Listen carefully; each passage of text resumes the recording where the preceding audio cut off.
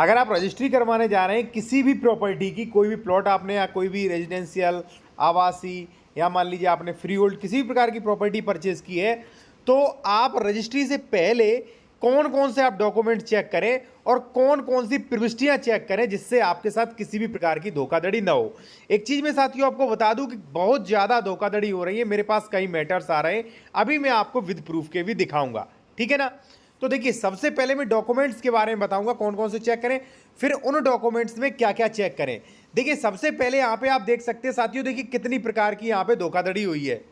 देखिए साथियों यहाँ पे क्या हुआ, बिल्कुल सही जमीन खरीदी थी उन्होंने, रजिस्ट्री भी सही था, इनका म्यूटेशन भी था, खतौनी पे भी नाम भी सही था, लेकिन कुछ समय बाद जो है यहाँ पे देखिए क्या आदेश हुआ, खाता संख्या 160 की गाटा संख्या खसरा संख्या नामांतरण आदेश यानी कि दाखिल खारिज आदेश 3/6/2020 निरस्त करते हुए राज्य सरकार में लगाए जाने से सेवा है तो आख्या प्रेषित करें, यानी कि भूमि जो है राज्य सरकार में निहित कर दी गई।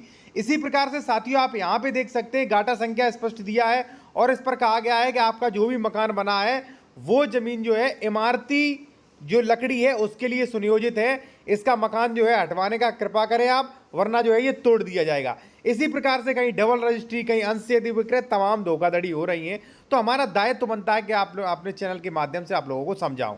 तो सबसे पहले साथियों मैं आपको बता दूं, किसी भी प्रकार की प्रॉपर्टी परचेज कर रहे हो, वो घर भी हो सकता है, ठीक है, और वो मान लीजिए आपका प्लॉट भी हो सकता है, कृषि की जमीन हो सकता है, ठीक है ना। अगर घर भी बना है तो वो जमीन पे ही तो बना है ना, ठीक है। अगर जमीन सरकारी हुई तो आपका किसी दिन घर भी टूट जाएगा। तो सबसे पहले मैं आपको रिकमेंड करूंगा ये 5 डॉक्यूमेंट्स। कौन कौन से? सबसे पहले साथियों यहाँ पे रजिस्ट्री। रजिस्ट्री का मतलब है यानी कि उस व्यक्ति ने जिससे भी ट्रांसफर की हो, क्योंकि देखिए ऐसा होता है ना, जैसे मान लीजिए आपके पास, आप मुझसे जमीन खरीद रहे हो, तो आपका सबसे पहले क्वेश्चन होना चाहिए वो जमीन मेरे पास आई कैसे। मैं कहूंगा खरीदी, अगर खरीदी है तो सेल डीड, ठीक है। हो सकता है मुझे दान में मिली हो तो गिफ्ट डीड, हो सकता है मुझे वसीयत में मिली हो तो बिल, हो सकता है मुझे पट्टे पे मिली हो तो वो जो है आपको खतौनी में मेंशन होगा, ठीक है ना। तो जैसे भी मिली है वहां तक जाइए कि इस व्यक्ति को मिली कैसे है, सबसे पहली चीज, ठीक है। उसके बाद आप ये देखिए कि भाई इसका म्यूटेशन हुआ है कि नहीं, उसके लिए आप क्या देखेंगे, खतौनी, ठीक है ना, खतौनी देखेंगे।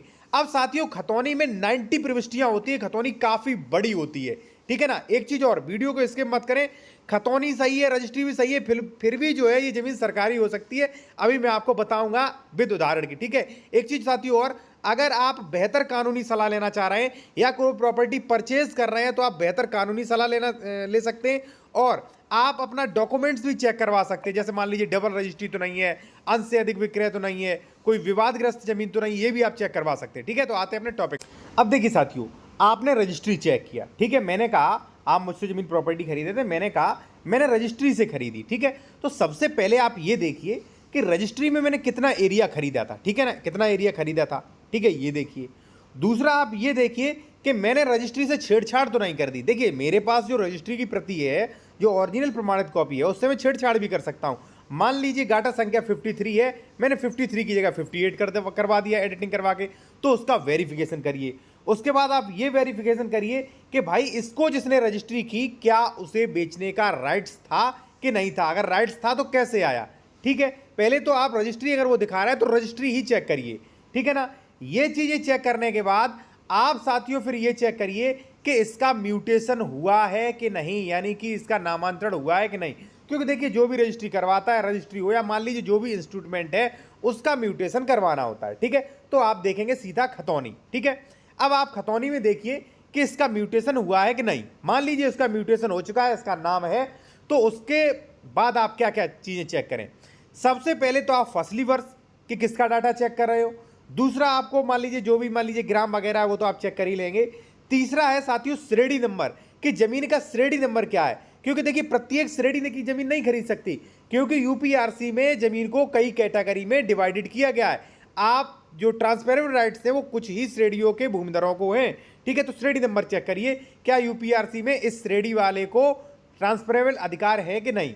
दूसरा ये चेक करिए कि ये जो भूमिधर है जिसने मान लीजिए म्यूटेशन हो गया है इसका, ठीक है ना, इसे ट्रांसफरेबल राइट्स हैं कि नहीं है, वो चेक करिए। अगर ट्रांसफरेबल राइट्स वाला भूमिधर नहीं है तो आप प्रॉपर्टी नहीं खरीद सकते। अगर मान लीजिए रजिस्ट्री करवा भी ली तो वो इनवैलिड रहेगी, कभी भी आप कैंसिल हो सकते हैं, ठीक है ना। दो चीजें चेक कर ली। उसके बाद मैंने आपको बताया उसका नाम चेक करिए कि खतौनी उसका नाम है कि नहीं।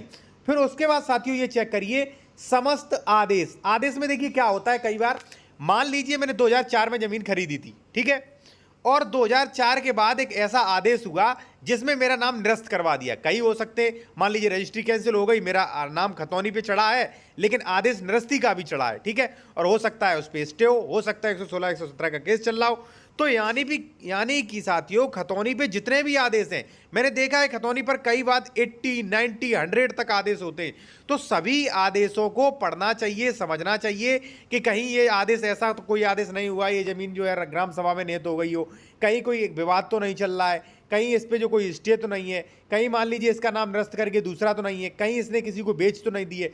तो खतौनी चेक करिए। खतौनी में मैंने आपको बताया 90 प्रविष्टियां चेक होती है, आप मुझे लगता है नहीं कर सकते अच्छे तरीके से खतौनी चेक, ठीक है ना। एक चीज मैं और कहूंगा कि आप प्रॉपर्टी डीलर और जिससे वकील से रजिस्ट्री करवा रहे हो, तहसील के वकील से, आप ज़्यादा विश्वास मत करिए। उन्हें बस एक ही काम लगता है कि कैसे भी करके आपकी रजिस्ट्री करवा दें और रजिस्ट्री का फीस रख ले, वो छोटी छोटी चीज़ें नहीं बताते, ठीक है ना। और उसके बाद खतौनी में साथियों आप ये भी देखिए कि इस पर 143 सेक्शन 80 का आदेश हुआ है कि नहीं हुआ है, ठीक है ना। ये सारी चीज़ चेक करें और इसी बीच में कुछ चीज़ चेक करें, जैसे मान लीजिए सेक्शन 98 का उल्लंघन तो नहीं किया गया है, ये भी चीज़ चेक करें। मिन जुमला नंबर है, कितने सही खातेदारक हैं, ये भी चीज़ चेक कर लीजिए आप, ठीक है, बेहतर रहेगा। इसके बाद साथियों आपको क्या चेक करना है, अब मान लीजिए रजिस्ट्री भी आपने देख ली, खतौनी भी देख ली, अब आप ये चेक करिए कि खतौनी में तो चलिए मेरा नाम है, मान लीजिए मेरा नाम है खतौनी में, ठीक है, आपने देखा मेरा नाम है खतौनी में, आपने ज़मीन खरीद ली।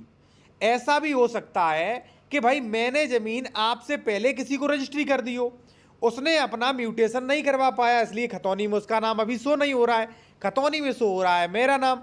आपने सिर्फ खतौनी और रजिस्ट्री देख के ज़मीन खरीद ली, लेकिन मैं उसकी पहले ही रजिस्ट्री कर चुका हूं, तो आपकी वाली रजिस्ट्री कैंसिल हो जाएगी। इसलिए आपको ये भी चेक करना है कि भाई खतौनी पर तो इसका नाम आ रहा है, लेकिन रिसेंट में इसने ये ज़मीन जो है किसी को रजिस्ट्री तो नहीं कर दी।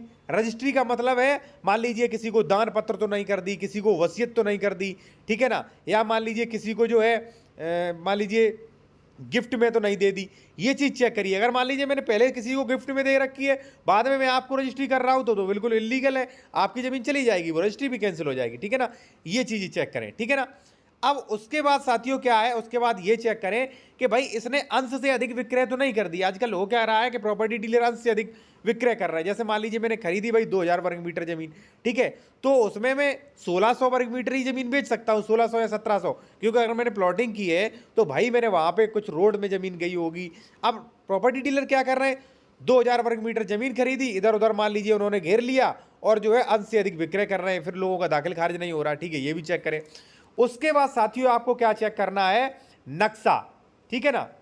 अभी सबसे जरूरी डॉक्यूमेंट्स एक रहा है, वो लास्ट में बताएंगे, ठीक है ना। नक्शा आपको चेक करना है। देखिए नक्शा जो है, जो प्रॉपर्टी डीलर आपको दिखाते हैं वो नक्शा चेक मत करिए। अगर वो लेआउट पास्ड नहीं है तो वो मत करिए। आप रेवेन्यू का नक्शा चेक करिए कि गाटा संख्या जिसमें आपको बताया जा रहा है उसमें प्लॉट रजिस्ट्री करेंगे, क्या लोकेशन वही है कि नहीं, वो चेक करिए। उसके बाद साथियों आपको चेक करना है एनओसी भारमुक्त प्रमाण पत्र। एक चीज मैं आपको और बता दूं, कई लोग जो है वो बैंक पे निर्भर हो जाते हैं कि भाई मेरा बैंक लोन कर रहा है तो बिल्कुल सही होगी। भाई ऐसा नहीं है कि आपकी ज़मीन 100% सही होगी। भाई बैंक तो ऑनरशिप चेक कर रहा है, ऑनरशिप चेक करके आपको दे भी देगा, तो हो सकता है ऑनरशिप गलत हो। दूसरी बात, कई अधिकतर मामलों में क्या देखा जाता है, बैंक ने वही लोन आपको कर दिया है, अब वहाँ पे आपको पोजीशन नहीं मिल पा रहा है, पोजीशन मिल गया तो दूसरे ने केस कर दिया है, ठीक है। अब वहाँ पे आप मेड़बंदी या सीमांकन या बंटवारा या मान लीजिए अन्य स्टे लग गई है। भाई बैंक तो अपनी किस्तें लेगा, लेकिन आप कोर्ट कचहरी के चक्कर काटोगे। तो पूरा बैंक के निर्भर मत रहिए, आप खुद भी चेक करिए, ठीक है, या किसी वकील से आप चेक करवा सकते हैं, ठीक है ना। उसके बाद साथियों सबसे जरूरी डॉक्यूमेंट्स है CH-41, जो कि सबसे जरूरी है, ठीक है ना।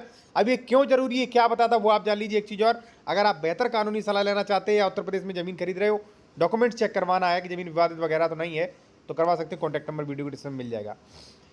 देखिए साथियों, जमीन आपने रजिस्ट्री देख के खरीदी हो, बिल्कुल सही है, खतौनी देख के खरीदी हो, जमीन बिल्कुल सही है, फिर भी वो जमीन सरकारी हो सकती है। क्यों? क्योंकि साथियों CH-41 से बनती है खतौनी।